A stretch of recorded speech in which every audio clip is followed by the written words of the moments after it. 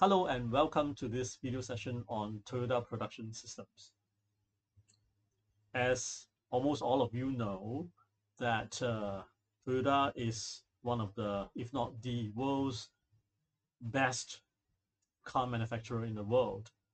It is very large, right? Of course, in the latest years, with the introduction of EV competitors, Toyota is reacting a little bit, and of course there are some jostling, right, of who is the number one car production in the world, counting or not counting EV. But by and large, right, over many years post World War II, Toyota has been uh, refining its production system, growing its manufacturing ability, increasing its volume of production, increasing its variety of car models being offered, and except for some years of economic downturns and financial crisis, Toyota basically has been profitable for all the years.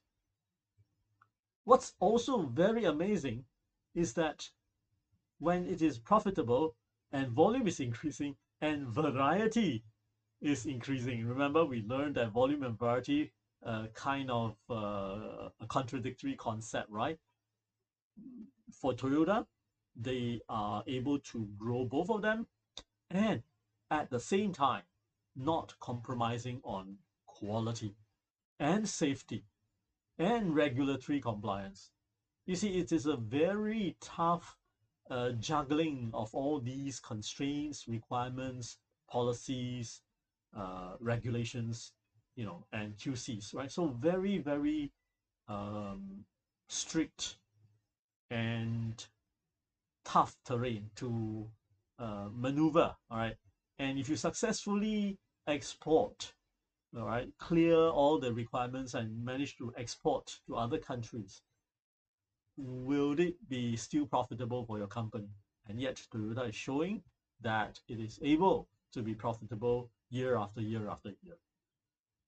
Very few, right? Very few manufacturer can last that long with such a long history of successful track record, with increasing volume of production and also variety and also quality and safety and all that growth trajectory that evolves with the rest of the world, like the latest popularity of electric vehicles, right? So Toyota is also growing in that direction. So what is that secret sauce, right, from the lean production perspective? What is the secret sauce behind such a successful DNA in Toyota's production system?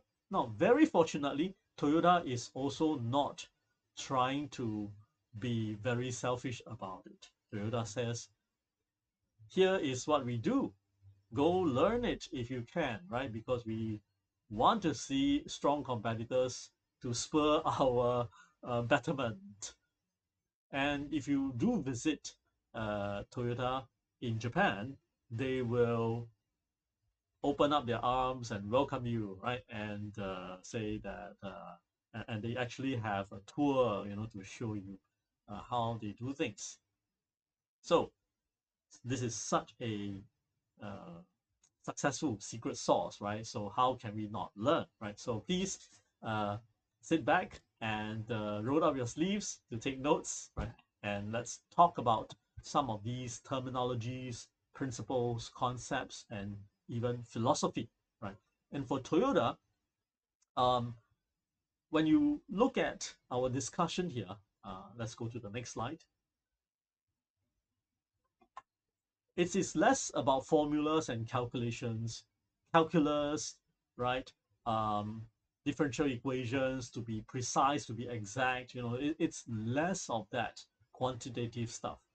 Instead, it's more on the qualitative side. It's more even on the philosophical side here, right? So the thinking behind. So the thinking behind sometimes might say this, all right, and then your logical mind might say, why would that be true, right? And then you are like not quite believe in it. So I like you to take up a attitude before we go on to our discussion to kind of just take it as is, right? Because if you try to be skeptical, you want to first remember that who is talking about this, right? This is someone looking at Toyota company as a whole, as a person, someone who has gone through all the challenges, right, of growing from single model to multiple models, from very few production units to millions and millions of cars, if not the top mass production cars in the world, right, with track record of safety. That means they don't produce cars that, as you drive halfway, everything flies apart, right, or endangers the driver or the passenger.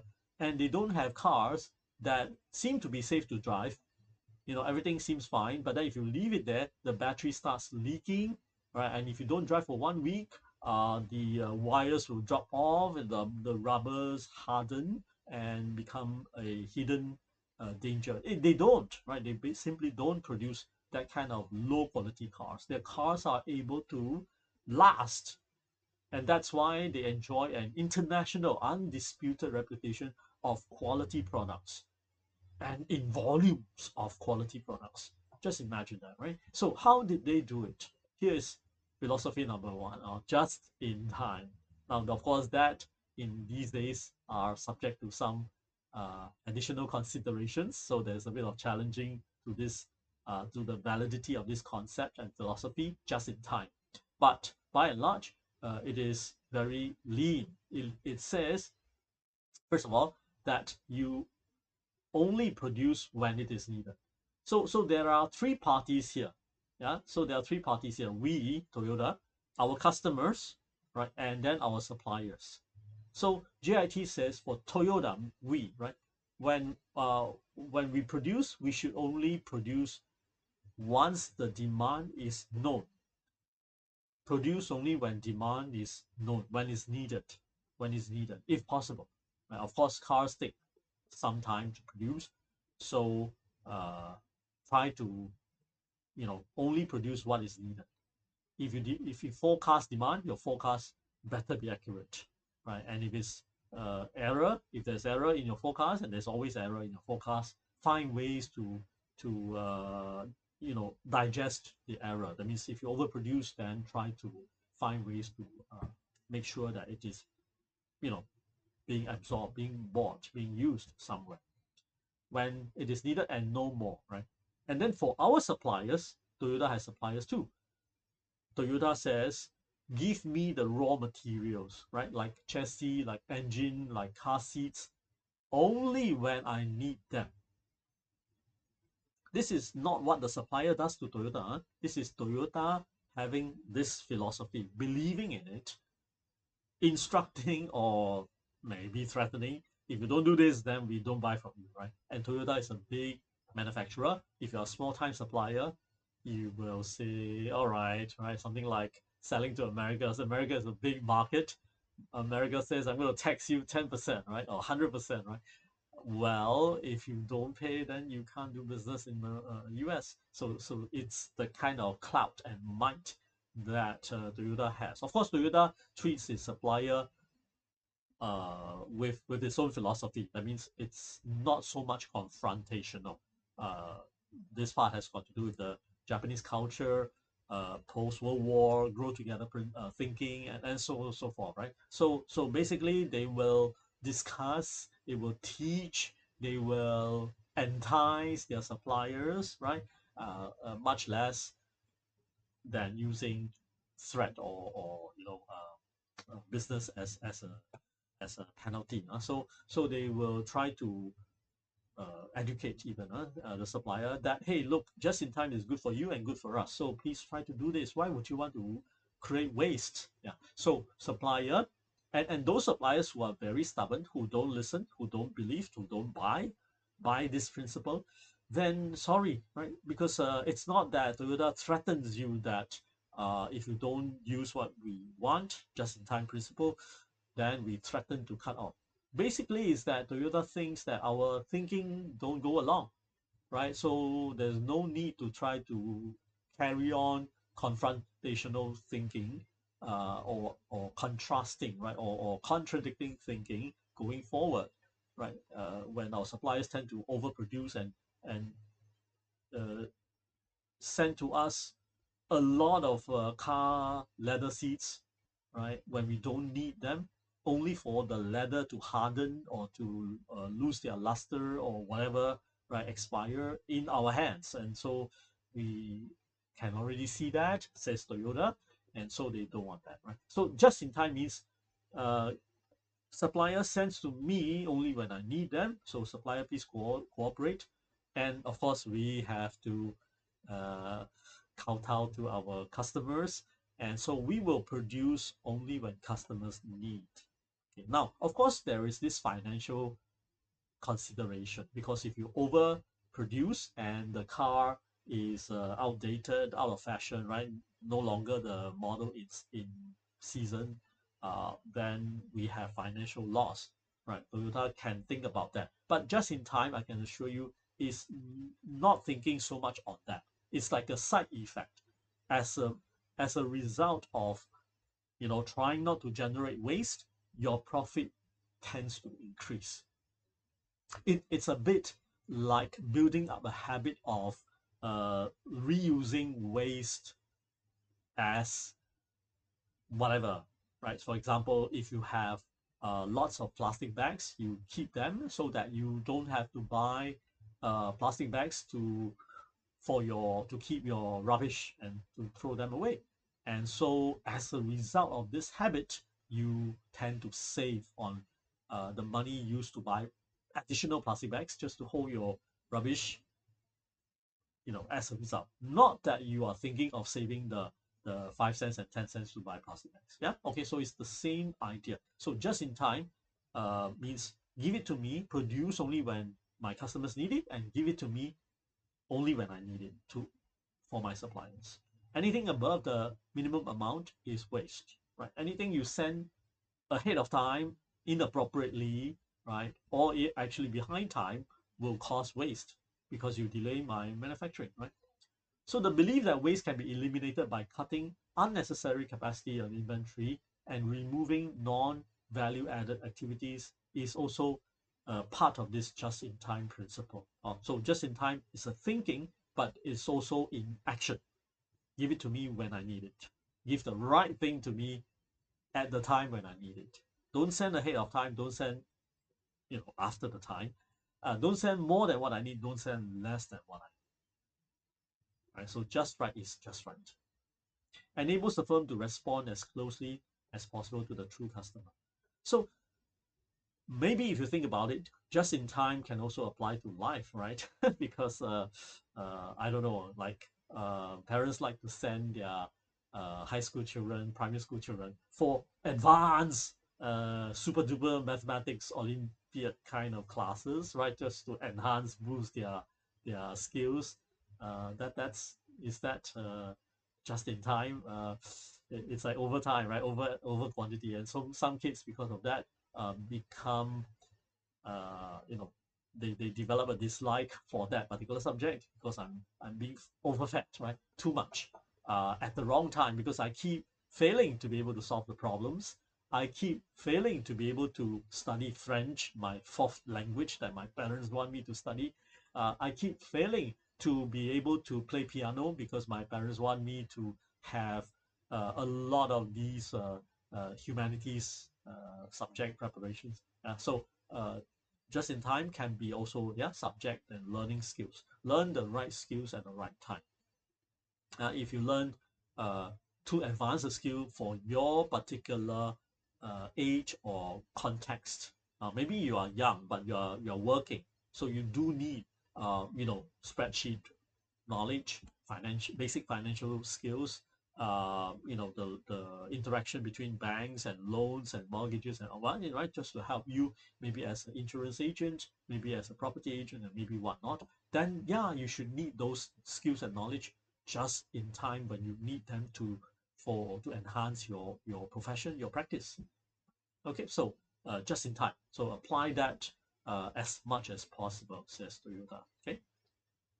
Next, Toyota says there are three sources of waste. Now, of course, as the start, we talked about the three huge sources of waste, like almost in the universe, right? One is the heaven generated type, the other one is the human generated, whether accidentally or purposefully as a policy or as a side effect of policies generated kind of waste.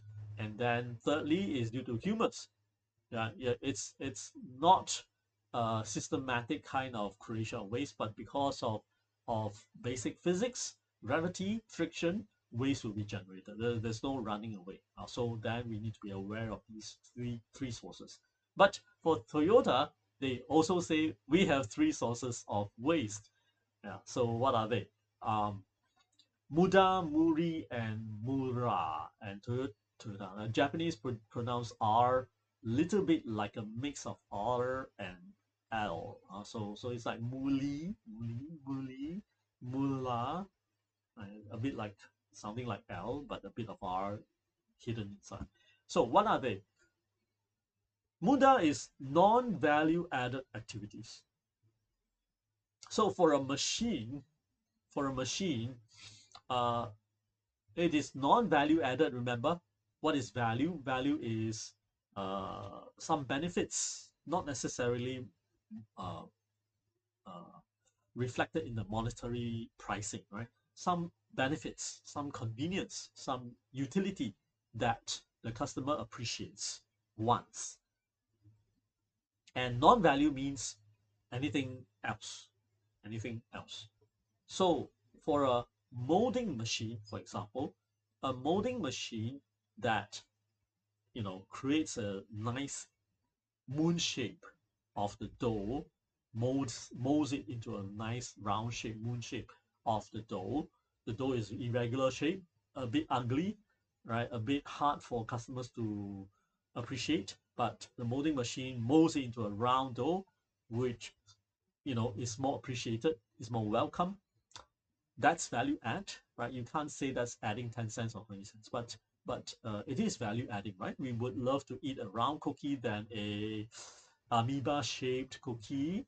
I don't know what you think. Maybe your taste bud already has strong reaction, strong rejection to that odd shaped biscuit, right? I don't know, right? So for that molding machine, to mold is value add, but then to, for example, use the molding machine to try to clean the desk of debris. You use the molding machine's stamp to try to scrape off, push off those little crusts and debris and leftover dough uh, from the table to clean it.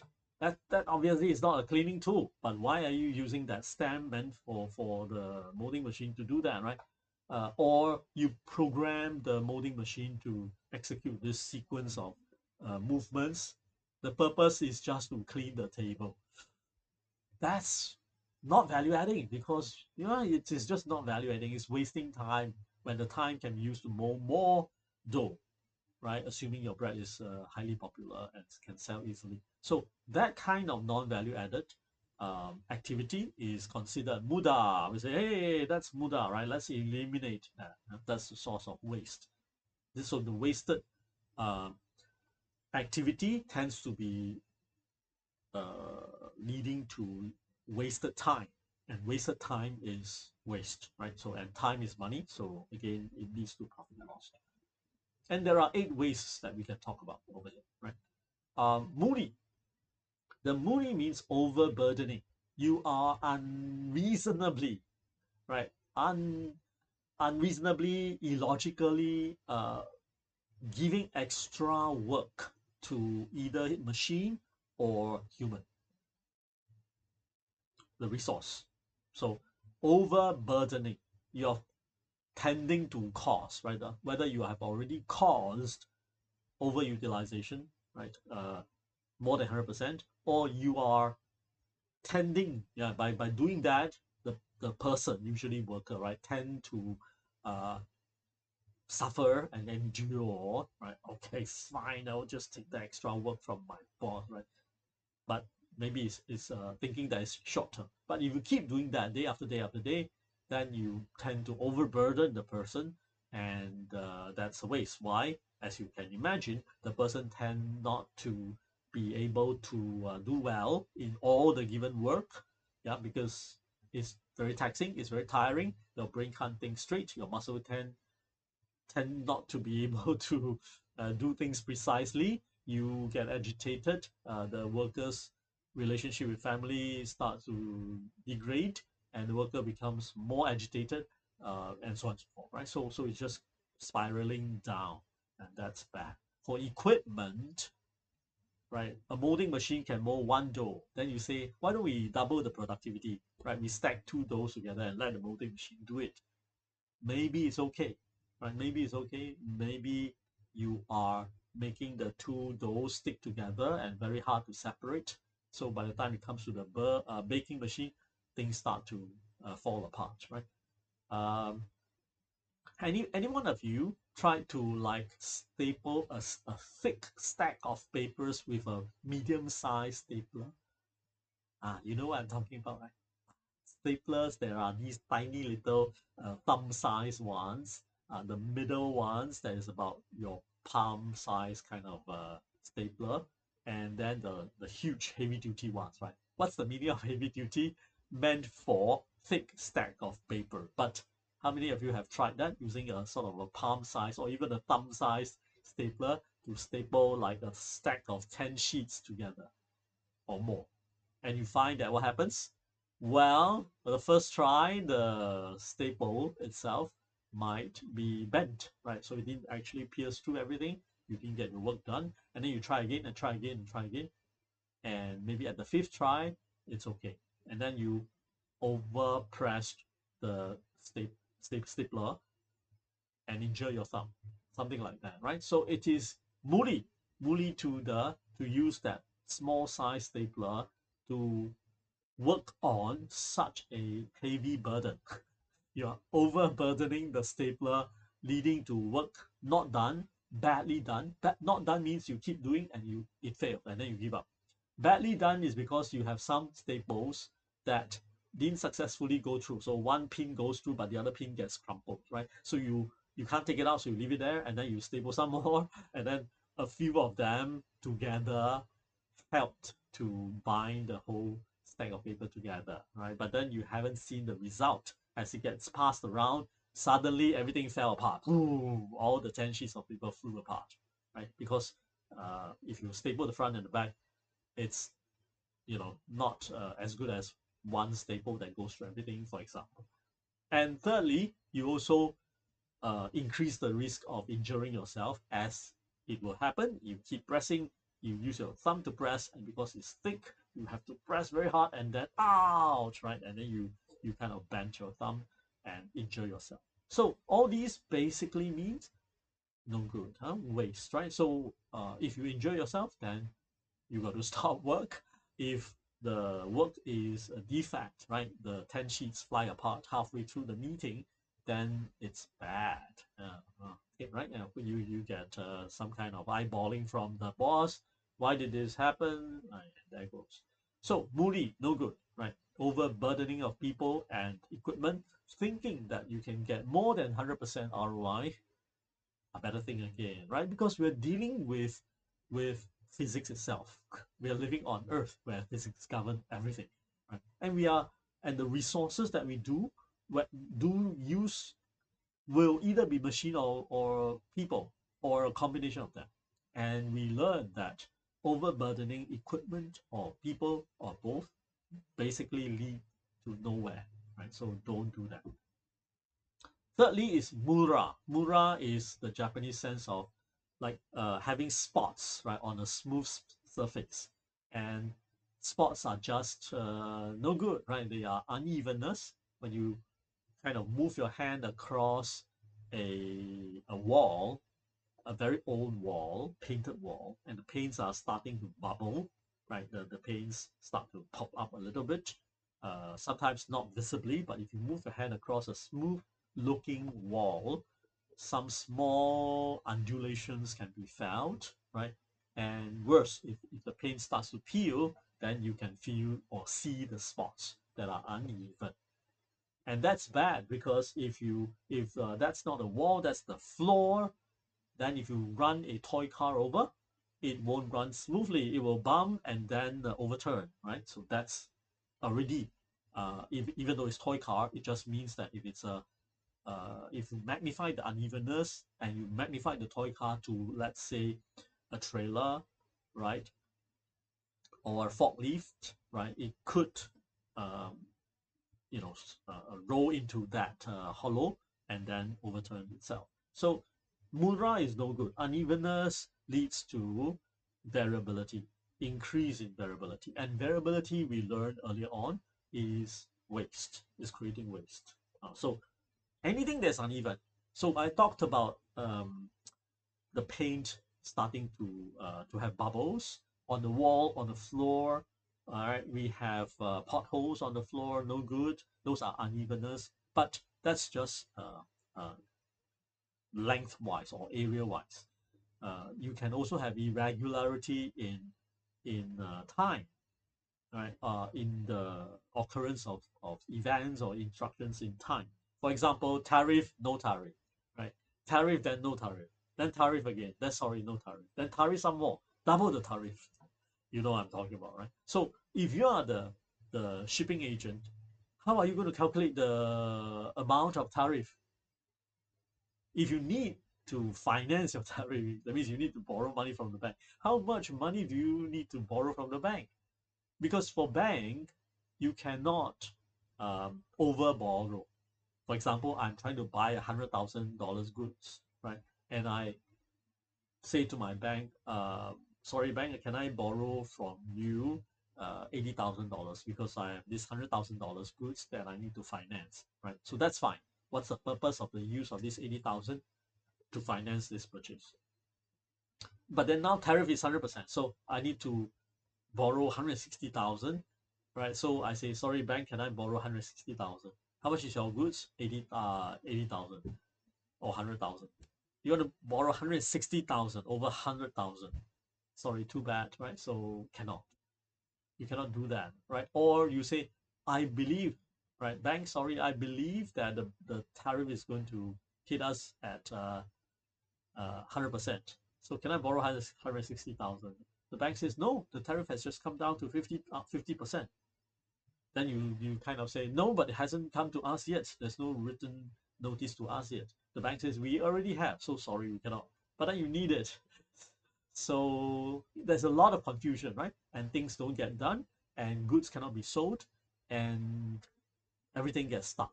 And there's a lot of confusion. So unevenness in policies, right? Quick reversals, quick changes, quick updates, it's no good. That's why for Japanese, and I'm sure you feel it too, right? But Japanese, they are even much more reactionary when this happens. That when you have last minute changes, it's very disturbing to them. It's very disruptive to everyone, but it's also very disturbing to them. They will show a lot of signs. They will be very anxious. They will be very um, displeased, right, if they can, right? Because last minute changes create unevenness, create communication difficulties, create last minute confusion. And should I open the door or not open the door? Should I play the music when a VIP comes or not? Should I attend the meeting? I thought you said postpone 3 hours, but latest I hear is no more postponement. But I hear from the assistants that is postponed. So very confusing, right? So should we go or not go? And should we attend or not attend? Should we wear jacket or not? Is it casual or not casual? I heard it's casual, but the latest message says not, and so on and so forth, right? So very, very confusing, very, very disturbing. Um, and this is, of course, even if you don't say it, we do feel this kind of effects. But it's good to see that this 3M nicely, summarize the whole different three different sources of creating problems, creating um, non-smoothness, and in the a better term is of course creating waste. So the three sources of waste. Now on the right side there is this further elaboration on the 8 types of wastes that belong to muda. Muda, remember, is non-value adding. And remember what's value? Value means benefits or utility that the customer appreciates, right? Not necessarily measurable by monetary terms. This part is 1 cent, this part is 20 cents. Not like that. Or some conveniences, some nice features are really enjoyed by customers, but it's very hard to put a value to it. Example, like when you close the door, the car door, it's nice to hear a thud sound, right? Like it's airtight sealed. You can feel it. It's giving you the reassurance that, hey, this is airtight and therefore waterproof, right, when it's raining. And importantly, it is kind of also suggesting that it is soundproof. When there's a thud sound and suddenly inside the car, you only hear silence, like extremely quietness. Ooh, that's a very nice car, right? It's giving you the sense that it's a very soundproof car. Um, can you give a value to that kind of design? Is it worth $1,000, $500? I mean, imagine the car sales agent telling you, "You like that sound? It's extra $3,000." Oh, you don't want to pay? Fine, then we'll just puncture a hole or do something to the rubber seal to make it bam. You know, when you close the door, it's bam, bang. You know, it's not fuck. Nice airtight seal, that kind of sound. Okay, so how much are you willing to pay? Very hard to associate the value. So value adding activities are great, are always good, make your products popular. And Muda says the rest, right? The non-value added. And we can say the rest, but what are the sources? So over here, right, Toyota Production System, TPS, even lists out the 8 commonly encountered waste. Now, always keep in mind, TPS is a set of philosophies developed over a long time, decades long, uh, and it's under a car manufacturing context. But that is also good because cars generally have what 10,000 different parts, counting electronic as one part. Huh? We're not even talking about the different resistors, capacitors, various components on the electronic circuit. Just saying the circuit board itself is one part, right? So 10,000 different parts, and these different parts, they are very physical. They are both precision. That means you have to have high precision nuts and bolts. They also have to be heavy duty, like the chassis, like the axle that joins the front wheels and the back wheels, right? The rear wheels and the tires, right? They have to withstand high speed, and you need to be safe. So there are heavy duty parts, there are high precision parts, there are expensive parts, like for example the engine. There are high temperature parts like the engine itself inside, right? And then you have to have um, good science, good technology, and all that. So it is a very good industry to or a complex industry. But if you're successful, it is basically saying that you are successful in many aspects, many areas, in an integral fashion. That means you're not just good in one in the engine and then you're not good in anything else. It's not the case where your leather seats are very appreciated, but safety is really in doubt. No, you don't want to drive that kind of car, right? Even though it feels good inside, but your life is always in danger. So you want an overall good car. If you earn that reputation, then basically you have to be good everywhere in an integrated way, isn't it? Yeah, it's not just good in the part itself, but when they are put together, you are also very good at ensuring that it is a organically, safely built um, production unit. Right? So the 8 sources of waste. Overproduction. Overproduction means you produce more than the demand. A direct contradiction to the just-in-time policy. You overproduce, right? So to your customer, you have excess inventory. Yeah, you supply more than the demand, and that is no good, right? So you end up having cars piling up, at your own warehouse, at the port of your country, at the port of your exporting country, right? And I think that's what's happening in the EV vehicles worlds now. A lot of excess, cars that have nowhere to go. So overproduction, basically creating waste, right? And even though cars are made up of iron, steel, metal parts that seem to last forever, but not the integrated unit called car. Because, for example, batteries start to age.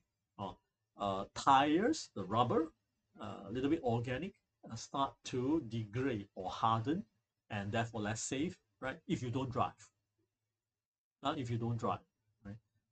The axial, the metal, the pure metal steel parts, steel is never not is never non-rusting, right? It's just very resistant to rust. But given enough time, static environment, no movement, and constant exposure to the weather that has moisture, or even close to the sea, right? If your storage and warehouse is near the sea, humid and very erosive environment, the steel will start to, change its behavior too, right? And so it may be that there is a degradation in safety, and it may also mean that your car won't start.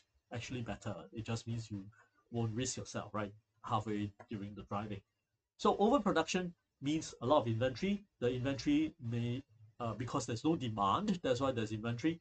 That means the inventory risks being expired, forced to be expired. So then in that case, total waste, right?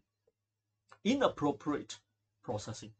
Inappropriate means the tools that you use is not matching the kind of flow units that you are operating it on. So one example is, of course, Phillips screwdriver, right? And the plus screwdriver. Phillips screwdriver is a minus screwdriver, right? So you have a job, you have a screw that is plus, but you try to use a Phillips screwdriver, right? Can fit? Can, because plus, right? The screw has a plus shape, hollow, trough. You can insert the, in one part. Your minus screw can insert in one arm, right? But is it going to work? You turn. After a while, the plus becomes a rounded hole because you are basically using the Phillips screwdriver, forcing it. You are scraping off the metal, and the plus shape becomes a round shape. And then end up you still cannot unscrew or tighten the screw. And that's inappropriate processing. Okay, so never give the excuse that oh, I couldn't find a plus screwdriver, that's why I used the minus to try. Right?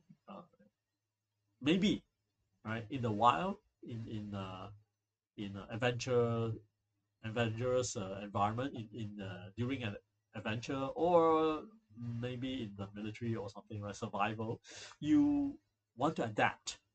So you cannot say that, oh, I don't have the right tool, so I'm going to die. It's the other way around, right? So you will try, right? But you try with a lot of craftiness. I'm going to make it work. I'm not going to overuse my force to smoothen out the screw shape, right? So I'll be very careful. But in mass production environment, in peacetime manufacturing operations environment, you should use the right tool. There is a lot of time, a lot of resources available for you to use the right tool, so use the right tool. The example given here is use a okay, 5,000 may not be very expensive now, right?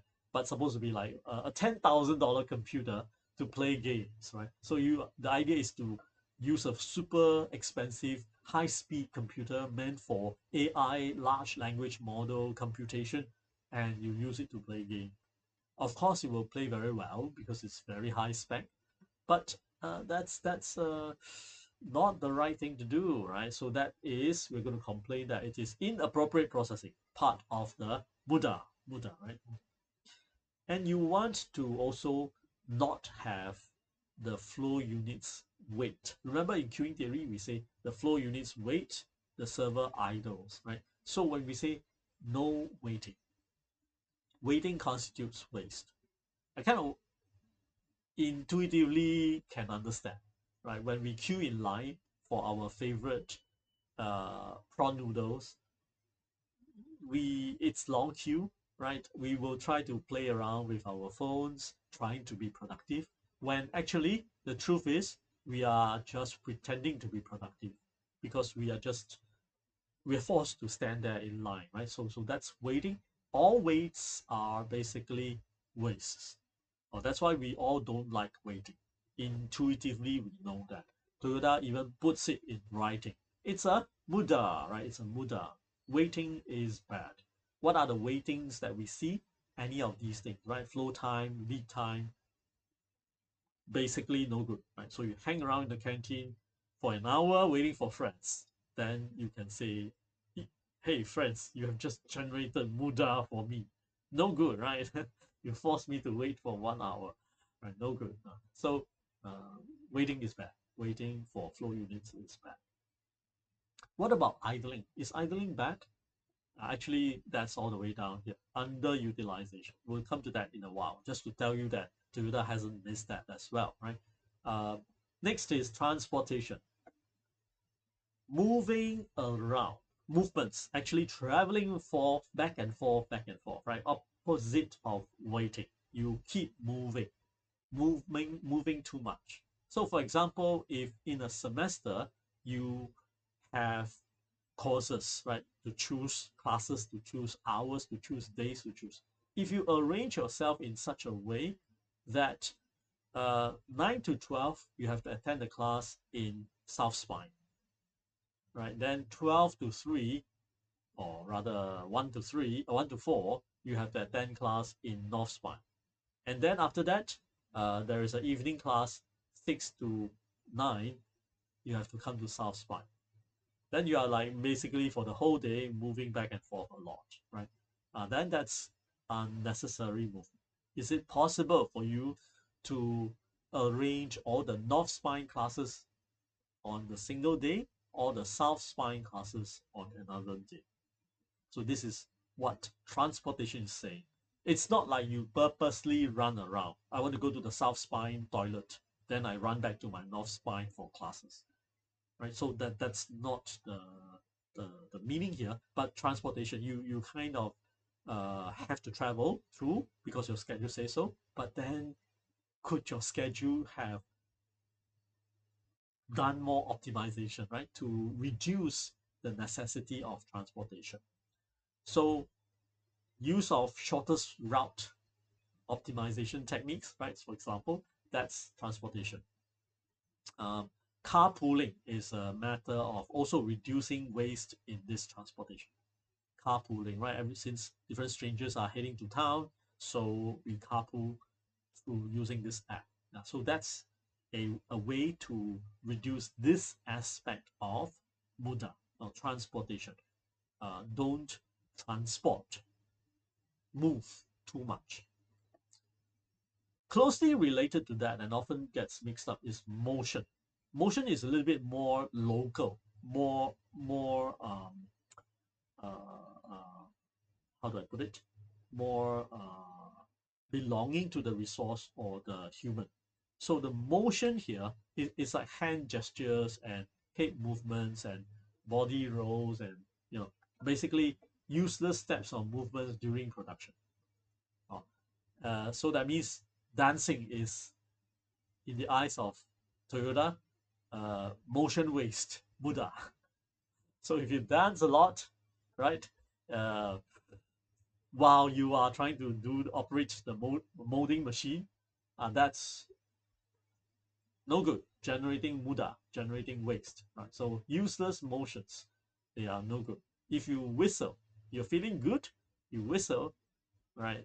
While you are baking the bread, right? You're waiting for 1 minute. So 1 minute, you cannot just turn to the customer, say a few words, then sorry, I got to, it's not nice, not friendly. So you whistle while waiting for the baking machine to finish in 1 minute. No good, says Toyota. It's useless movement, whistling of your mouth muscle, right? And so you're generating motion muda, no good. Why is that? I mean, kind of humor aside, right? Motion leads to extra energy, whether you are human or machine, extra energy being wasted, extra fuel being consumed to generate that useless motion. What's useless? Useless is non-value adding, right? You are not producing another unit. You are not giving this unit any additional, utility value or benefits that the customer appreciates. No good. Then why do you do that? Wasting time, not time, but that energy, right? So no good. Next is inventory. Inventory. This inventory is not so much as in the overproduction, because while overproduction leads to excess inventory, overproduction is a more an action. So don't overproduce the person or the machine. Don't keep producing just because you can. Go do something else, right? So this is the action by the server, by the person, by the machine. So don't overproduce.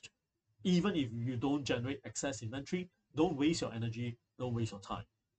Right? So that's overproduction. So don't overwork, don't overproduce.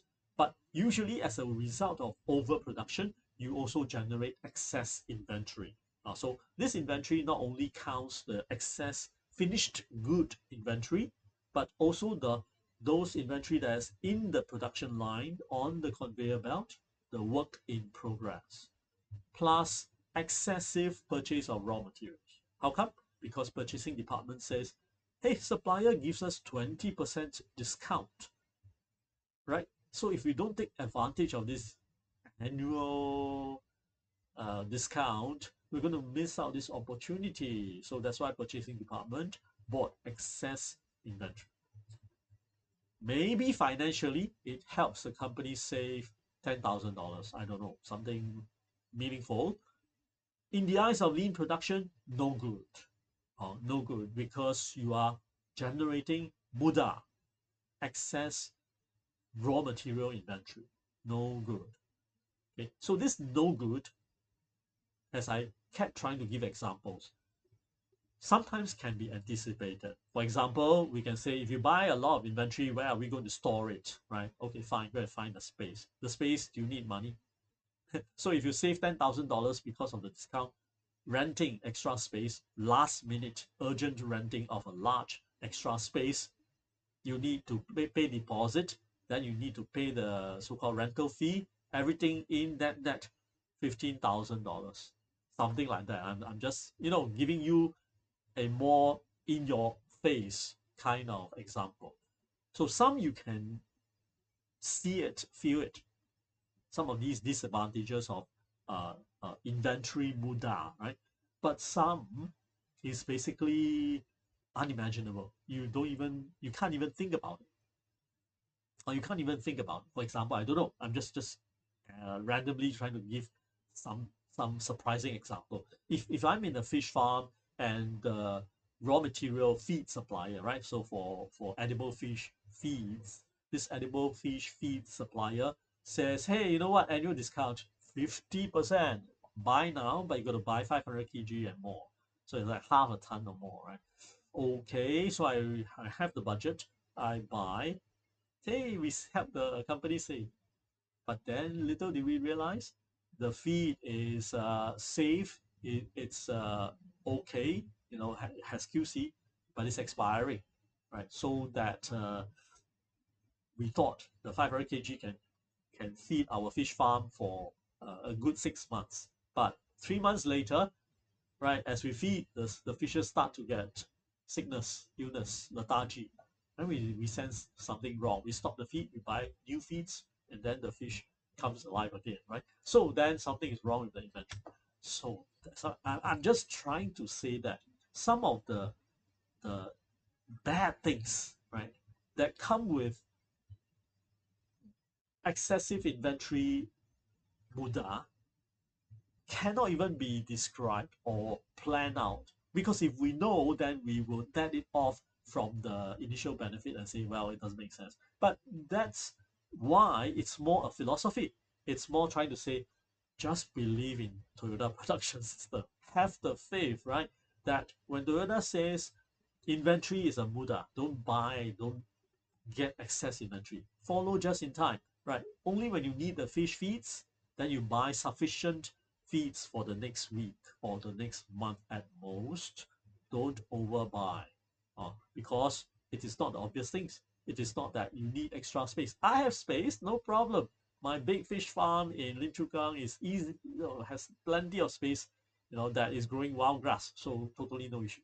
That's the obvious thing, because if you can imagine it, then you can calculate the sums and you say it makes sense even financially. But it is those unexpected hidden dangers that is what just in time and all these 3M 8 ways are talking about. So don't means don't try to give excuse, right? Or counter examples, right? Okay, next is so yeah, I observed this, right? Carrying textbook back and forth without reading it. Some students will have this huge bag, and when I try to help them carry it, it's really heavy. Just to realize there's one or two textbooks inside. So they carry it to the classroom, carry out. I never see them flipping through it, right? Also, in during test, I see it's an open book test, right? So I see student bringing the whole thick book, probably one plus kg, put it on the desk, and as I visually walk around, I never saw the book being opened, right? So that's excess inventory, just one book too many, right? And leading you to be fatigued. You are carrying extra weight, and so you can't think straight and all that stuff. Okay. Next is defects. Um, Defects obviously is bad. Why is it bad? For a manufacturer to produce defect, it's really bad, right? Because it's like you have put in the raw materials, you have put in the labor, paid them salary, you have powered on the machines, paid the electricity, the maintenance, the oil, the whatnot, only to produce something that has a missing screw, which is a defect, right? So imagine that the iPhone comes with one screw missing. It surely will not pass Apple's QC, even though it may be one of the 16 screws, which means, force wise, mechanical stability wise, it probably should not be consequential. But missing means missing, right? Because in the design, it is required. That's why it was designed in to make sure that part doesn't pop out or doesn't have a tendency to pop out easily. Whatever it is engineered into the design. But your operation didn't deliver, so that's a defect. Now, with a defect, what can Apple do? Well, Apple can bring it back to the previous station to repair its own iPhone before it goes out, right? After it goes out, maybe the customer didn't know because you hardly open up Apple iPhone to have a look, have a count of the screws inside, right? Maybe it doesn't matter. But if it is discovered, then it gets sent back, right? And then Apple or one of the agencies will add the screw in, and then things will be settled. But that's just a minor issue, just a small example. What happens if the touch screen doesn't react to touches? So that's a big defect that surely won't work, won't sell. So all these cost money to make, and then you need to detect under the QC. Once you found it, you either throw it away, right, or you repair it. Now think about Toyota's car now, right? So you have the chassis, engine, everything all work out. And in the last test, the quality test, right, quality control test, you switch on the engine, you test drive, the car starts to be a bit bumpy, vibrating a little bit, right? Then you want to do a Tara check because source of vibration is unknown. Is it the axle? Is it the engine? Is it the firing sequence? Is it the electronics? Is it the brake that is like half clamping on the wheels, half not? That's why it's vibrating. What is causing it? So many possibilities, right? So you need to then detect, analyze, diagnose. Then you know the source of the problem. Then you repair, and then you sell to the customer. If the customer sends it back for repair, that is even worse, right? Because the customer already know. Look at some of these early reports of Tesla's uh, so-called self-driving, right, that led to accidents. Uh, and of course, Toyota has its own share of defects. It wasn't known. QC checked everything okay until um, more and more accidents, some of them fatal, happen in US, where Toyota's cars, the airbags, what was it? It was like didn't open. Okay, during accidents, didn't open. And what are airbags for, right? They are meant to detect like 100 milliseconds before once the accident has occurred, till your head bumps into the steering wheel or the front panel and then injuring the driver, there is a example 100 milliseconds window for the airbag to detect, sense, activate, and deploy the airbag so that it will attempt to save the driver. So that, you know, it is unless you're in the accident, you cannot even test it, right? And once you test it, it's used. It cannot be. You have to reinstall a new one, and does the new one work? You have to test it again. So it is a destructive test. Once you test it, you cannot use it again. And so uh, the engineering quality has to be very, very high, and it has been high, right, until that particular season of episodes. Many, many such accidents and reports keep coming in, right? So Toyota eventually had to investigate and then conclude that actually, yes, it is Toyota's supplier. Of course, it's not a blame game. It's still Toyota's fault. Toyota admitted that. But then ultimately, the source of it is the supplier who who had been working with Toyota for many years. So it's reliable, and Toyota knows their reliability and safety and engineering uh, capabilities. And for some reason, that supplier allowed defects into their system.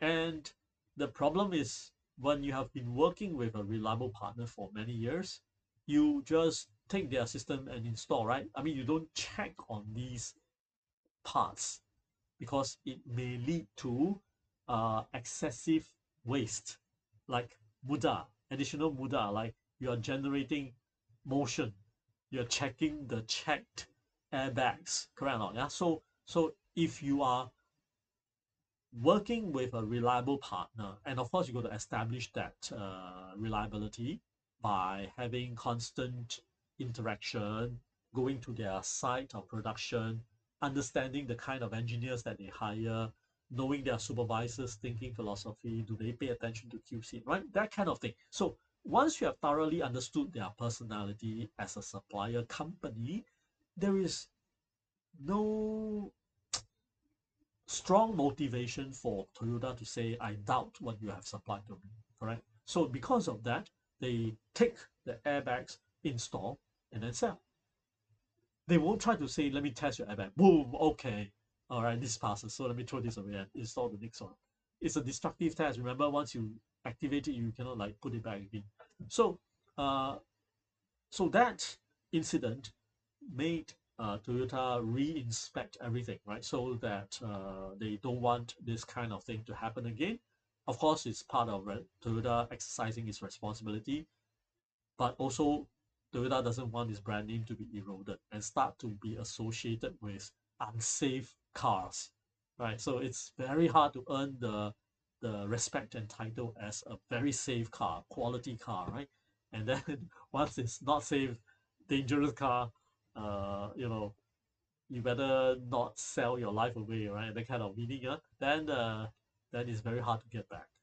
So defects are very damaging, very bad, and it is a source of muda, a source of waste, because defects do not give customers value, period, right? So that's from the lean perspective. Lean says, I mean, customers don't buy defects. Defects take twice or even three times or four times the cost to um, solve. That means it's one time the cost to make the product, but it's defective. So you kind of route back, re-inspect, right? Take out the parts if it's possible, right? Or even throw away and rebuild a new unit. So maybe two times, or plus all the inspection and checking and time wasted, maybe three times the cost of making one functioning unit to and make good a defective product. Yeah, so it is very value destroying, or not to say value added, right? So defects are very bad. Don't have defects. Now I want to kind of also put that in your life. Did you copy the notes wrongly?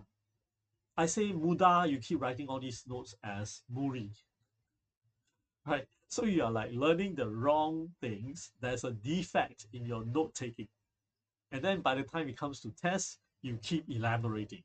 Oh, you know what, John, the EV making factory should practice muda, muri, and mura thinking.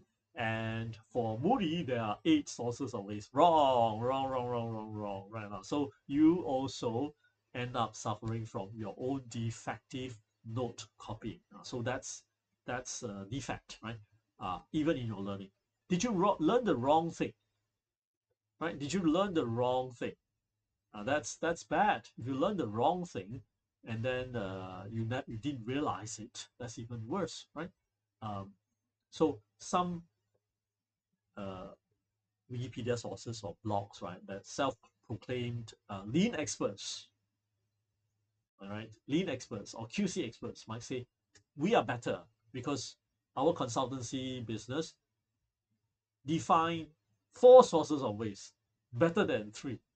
So we are better than Toyota, says that kind of company, right? That kind of consultancy company. So you look at their blog and then you learn that there are 4 M's and you start thinking Toyota has 4 M's.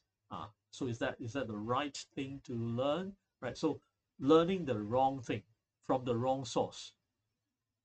That's that's bad too, right? Did you learn from the wrong professor? Scoring low in quizzes. That is a indication that you have learned the wrong thing, especially if you seriously, honestly come out from the exam site, the test site, feeling that you have done your best in completing the 10 questions in the test, right? And then yet you score only 1 mark out of 10, or 0 marks out of 10, right? So that is a clear reflection that you have learned the wrong thing. For every question, you actively avoided the answer, the right answer, or you knowingly, in your best study of the wrong knowledge, skirted away from the right answer to purposely give the wrong answer, which you thought was right. So that kind of defect in learning is very damaging, very damaging. So that's why there are many idioms, stories, and self-improving, books that would advise you, right, to learn from the right teacher, to associate with yourself with the right kind of friends. But of course, what is right teacher, what is right friend is another matter. But just to get your thinking hat going. Huh? Last one, but definitely not the least important one, something to do with the old what is it? Overproduction. Yes, overproduction here and waiting. So it has got to do with overproduction because it's the opposites, right? From the server, the resource, the machine or the person, from that perspective, if you're overproducing, you are constantly busy, like 100% all the time, more than all the time. For underutilization, it's kind of the opposite. You are very capable, but you are hardly being used. The machine is a high performance machine that can produce 100,000 units per hour, but you tend to only run for 10 seconds. You get a few thousand units out, finish. And that's the kind of business environment you have. That's the kind of customers you have. Then why did you buy 100,000 per hour high performance machine, right? So that has got to do with the decision to buy a high end or buy a low end. But for human workers, it's kind of the same, right? Your decision to hire a high salary, of course, highly trained expert or degree holder, or should you hire a O-level graduate or high school graduate with a lower level of salary? Okay, the degree holder, the expert, might be underutilized because all you need is to type some paper invoice numbers into the Excel, add them up to give a report, right? So you have the budget to hire a degree holder. Maybe you pay the person $4,000 a month, which is not high, but also kind of high, right? $4,000 a month to do simple work. Of course, the degree holder might just want it because it's so easy, right? I get paid and I get to pay to do nothing. But sooner or later, right, one party will start to question. It won't last, that is, right? So the degree holder might say, I'm not learning anything. I think I want to quit. I don't even care about the high salary.